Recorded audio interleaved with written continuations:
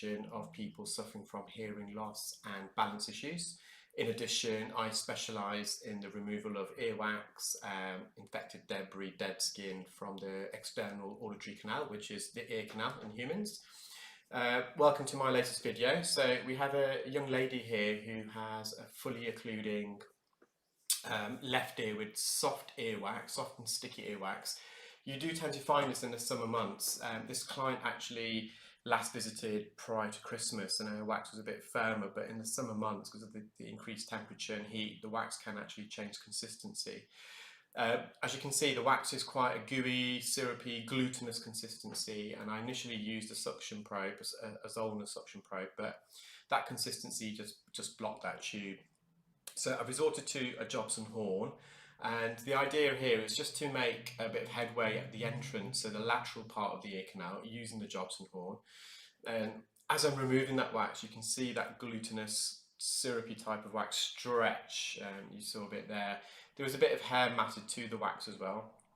And the idea here really is to remove this outer soft glutinous layer of wax and thereafter instill some olive oil drops to change the consistency. If I were to put some olive oil drops right at the beginning of the procedure, there's a good chance that those drops won't penetrate deeper into the ear, which means I'll have to just put some more drops in a bit later. So as you can see, I've cleared the majority of the entrance of the ear canal, and I'm just using the Jobson horn now to lift the soft sticky wax off the posterior canal wall. In fact, it's called the posterior lateral canal wall. So when we say posterior, we always mean to the rear, to the back. So that's the back part of the ear canal, and lateral means further away from the eardrum. Medial is the opposite, so that's further into the eardrum, towards the eardrum. And now I'm working on the roof of the ear canal on the anterior aspect. So anterior means the front part of the ear canal, and the roof is the top part. Clinically we call that the superior aspect of the ear canal. You can see I'm doing quite well here. I'm removing large chunks. Wax is still sticky, but further in you can see the wax is a bit darker and a bit more impacted, although there is a bit of dead keratin just at the roof. You may have seen that. So keratin is typically a lighter shade, almost translucent, and you can see keratin here. So we've got keratin either side of the ear canal, and I'm just using it. I've just resorted back to my Zollner suction probe here just to lift that. With the skin, it does give you a bit more grip, so it is a bit easier to use suction probe as opposed to a Jobson horn to remove. And those little wriggles there, those little kind of up and down movements, it's just designed to lift, retract the skin off the canal wall, and those movements do help. At this stage now, I've decided to instill some olive oil drops. And the important bit, whenever you use any types of ear drops, I often hear clients explain to me that they leave the drops overnight, and the ear that they've put the wax drops in, they elevate that to the ceiling all night, and they put some cotton wool. A couple of issues with that. So if ever you put cotton wool in the ear after instilling drops, that cotton wool will just absorb the drops, so it won't really penetrate into the wax. So it's almost a counterproductive measure. And it's so important to drain your ear afterwards. I'll come back to that in a moment, but you just saw there I removed a large chunk of wax, and that white gloss, that was dead keratin. So the keratin is peeling off the canal wall, and that keratin is also attached to the earwax. So just going back to the use of ear drops, I always recommend my clients, whenever using drops, instill the drops for 5 minutes with the ear that you're instilling it in facing the ceiling, and after 5 minutes, rotate your head 180 degrees, so that ear is now facing the floor, so these drops drains out. If you don't drain your ear, you may just be softening that wax, and because you're not draining it, that softened wax will just drizzle further down the ear canal and rest on the eardrum.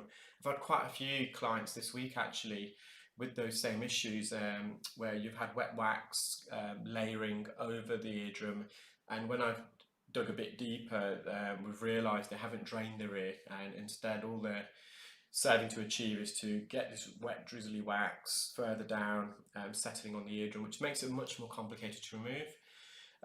You just saw previously I removed a big chunk of wax, and there's a bit more wax there with dead keratin that I removed, and we've got the remaining segment of wax which is quite medial. It's on the bony part of the ear canal, which is the inner kind of 2/3.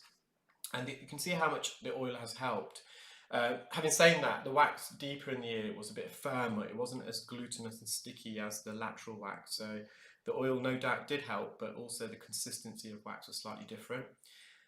Procedure's finished now, but I'm just mopping up near the entrance. You can see there's a bit of soft, sticky, syrupy, honey type wax at the entrance. At the base there on the floor, you'll see a few cilia that's coated in a bit of oil. Just trying to vacuum as much as I can.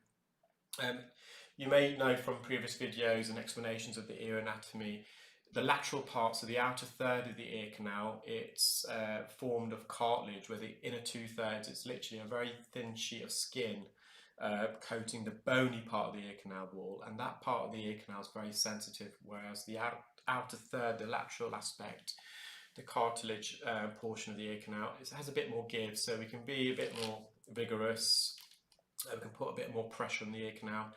We just have to be careful not to elicit the gag reflex. At the floor of the ear canal, you've got a host of nerves, one called the Arnold's nerve. And if you stimulate that nerve, it can elicit a cough reflex, a gag reflex. And during these times, with COVID-19, we're obviously trying to minimize any fluid droplets exiting the client's mouth. We do wear a fluent repellent surgical face mask, but nonetheless, it's always good practice at the moment to try and avoid that. Thank you for watching. You would have seen a still image there of all that wax removed. You will see the different shades as well. You will see the lighter wax, which is the more recently formed wax, and the darker, more oxidized wax, which was more medial in the ear canal. So that's obviously been in the ear canal for a lot longer. I hope you enjoyed that.